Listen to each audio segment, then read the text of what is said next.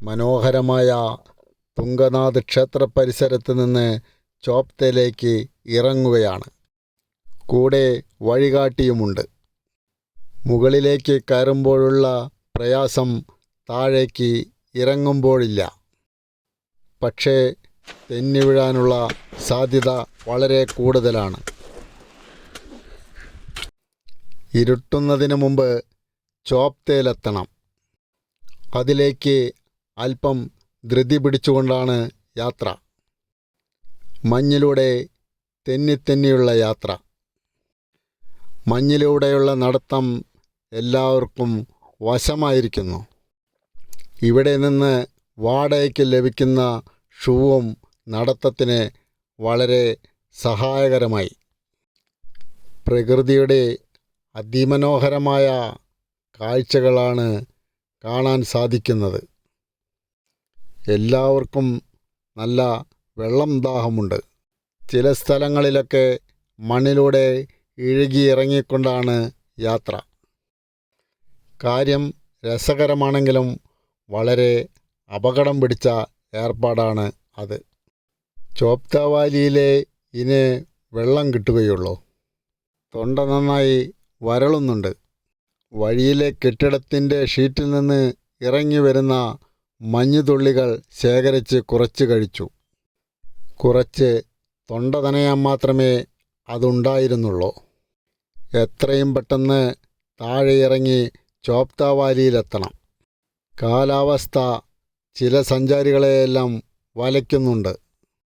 ഇത്തരം സ്ഥലങ്ങളിൽ സാധാരണയായി വിശ്രമിച്ചുകൊണ്ട് വേണം യാത്ര ചെയ്യുവാൻ.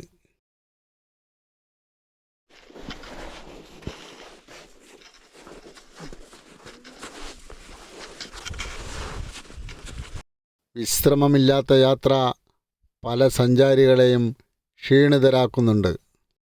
ചില സ്ഥലങ്ങളിൽ വഴിയൊന്നും അറിയുന്നില്ല. വന്ന വഴിയിലൂടെയല്ല ഇപ്പോൾ നടക്കുന്നത്.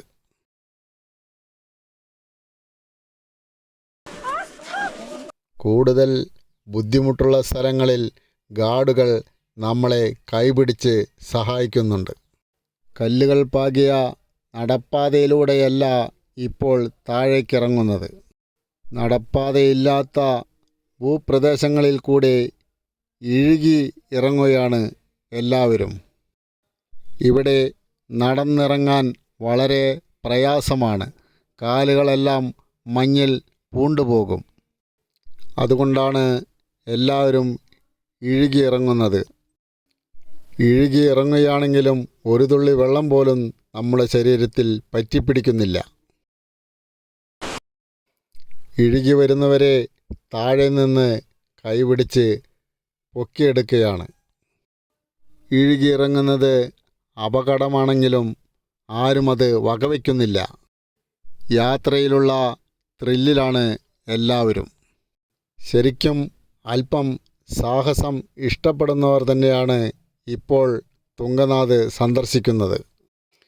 ക്ഷേത്ര തീർത്ഥാടനത്തിനായി വരുന്നവർ ആരും തന്നെ ഇപ്പോൾ ഇല്ല.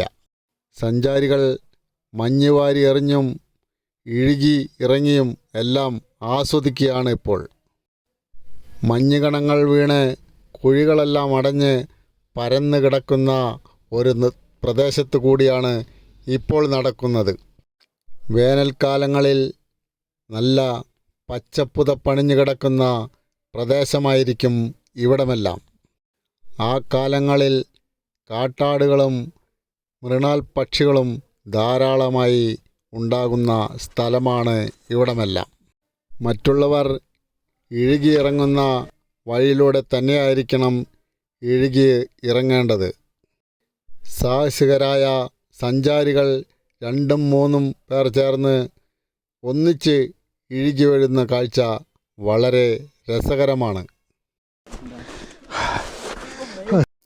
ചില സ്ഥലങ്ങളിലൊക്കെ നടപ്പാതയിലൂടെ തന്നെയാണ് നടക്കുന്നത്. നടപ്പാതയിലൂടെ നടക്കുമ്പോൾ ദൂരം അല്പം കൂടുതലുണ്ടെങ്കിലും സുരക്ഷിതത്വം ഉണ്ടായിരിക്കും. ഈ യാത്രയിൽ വീഴ്ച പറ്റാത്തവർ ആരും തന്നെ ഇല്ലെന്ന് തോന്നുന്നു. ചില സഞ്ചാരികൾ ഷീറ്റ് വിരിച്ച് കൂട്ടം ചേർന്ന് ഇഴുകിയിറങ്ങുന്നത് കാഴ്ച പലയിടത്തും കണ്ടു. എന്തൊക്കെയാണെങ്കിലും മൊബൈലിന് നല്ല റേഞ്ചുള്ള സ്ഥലമാണ് ഇവിടമെല്ലാം. അതുകൊണ്ട് തന്നെ മിക്ക സഞ്ചാരികളും ഇവിടുത്തെ കാഴ്ചകൾ അവരുടെ ബന്ധുക്കളെയും സുഹൃത്തുക്കളെയും വീഡിയോ കോൾ ചെയ്ത് കാണിക്കുകയാണ്. സഞ്ചാരികളിൽ അധികവും ചെറുപ്പക്കാരാണ്. പ്രായമായവരെ ആരെയും തന്നെ ഈ യാത്രയിൽ കാണുകയുണ്ടായില്ല. യാത്രയുടെ കാഠിന്യം തന്നെയാവാം അവരെയെല്ലാം പിന്തിരിപ്പിക്കുന്നത്.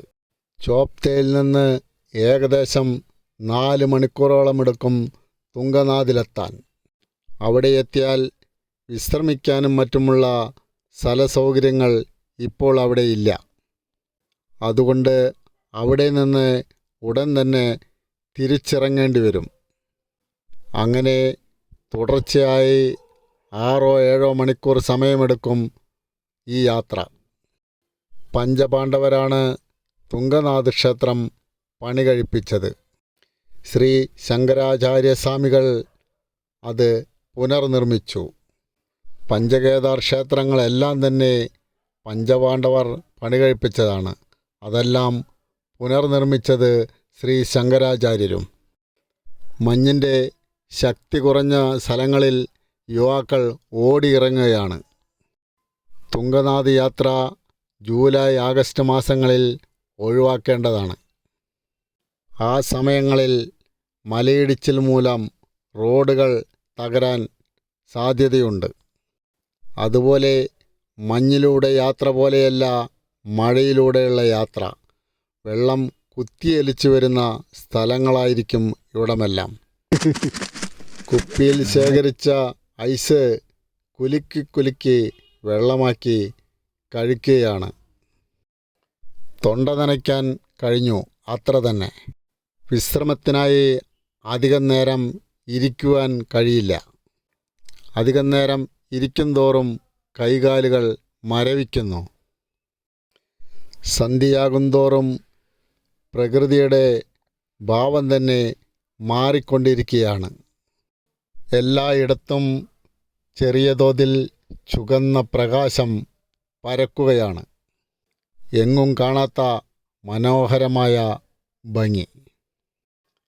യാത്രയുടെ ത്രില്ലിൽ കുത്തനെയുള്ള ഇറക്കത്തിൽ പോലും ഇഴുകിയിറങ്ങുകയാണ് യുവാക്കൾ. അപകടം ക്ഷണിച്ചു വരുത്തുന്ന കാഴ്ചയൊക്കെ ആയിരിക്കും അത്. ഇറങ്ങുന്ന വഴിയിൽ പാറക്കല്ലോ മരക്കുറ്റിയോ ഉണ്ടെങ്കിൽ എല്ലാം തവിട് പൊടിയാകും. ഇറങ്ങി ഞങ്ങൾ ചോപ്ത വാലിയിലെ കടയിലെത്തി.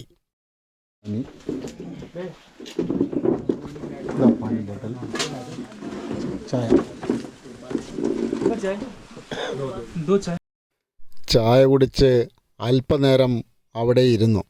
സൂര്യൻ പടിഞ്ഞാറെ ചക്രവാളത്തിലേക്ക് താഴ്ന്നിറങ്ങുവാനുള്ള തയ്യാറെടുപ്പിലാണ്.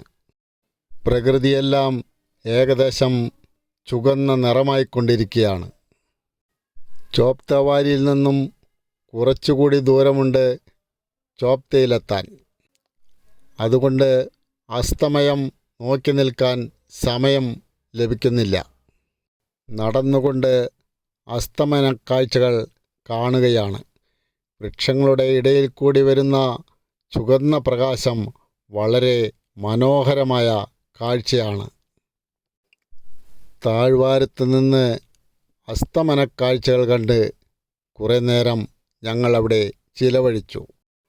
മുകളിലേക്ക് 4 മണിക്കൂർ സമയമെടുത്തെങ്കിലും താഴേക്ക് 2 മണിക്കൂർ സമയമേ ഞങ്ങൾക്ക് വേണ്ടി വന്നുള്ളൂ.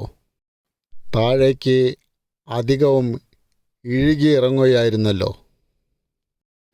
ചോപ്ത വാലിയിൽ നിന്ന് ലഭിച്ച ചായയും വെള്ളവും ഞങ്ങളെ ഉന്മേഷഭരിതരാക്കി. എത്ര മനോഹരമായ പ്രകൃതി ദൃശ്യങ്ങളാണ് ഇവിടെ നിന്ന് കാണാൻ കഴിയുന്നത്. മനോഹരമായ അസ്തമന കാഴ്ചകൾ. എല്ലാവരും ഫോട്ടോ എടുത്തും അസ്തമയ കാഴ്ചകൾ കണ്ടും കുറേ നേരം ഇവിടെ ചിലവഴിച്ചു. ഞങ്ങളെ സംബന്ധിച്ചോളം വലിയൊരു അനുഭവയാത്ര തന്നെയായിരുന്നു തുംഗനാഥിലെ ഈ സമയത്തെ മഞ്ഞിലൂടെയുള്ള യാത്ര. കഠിനമായ കാലാവസ്ഥയിൽ ഞങ്ങൾക്ക് തുണയേകിയത് ശിവഭഗവാന്റെ പുണ്യം മാത്രമായിരിക്കാം.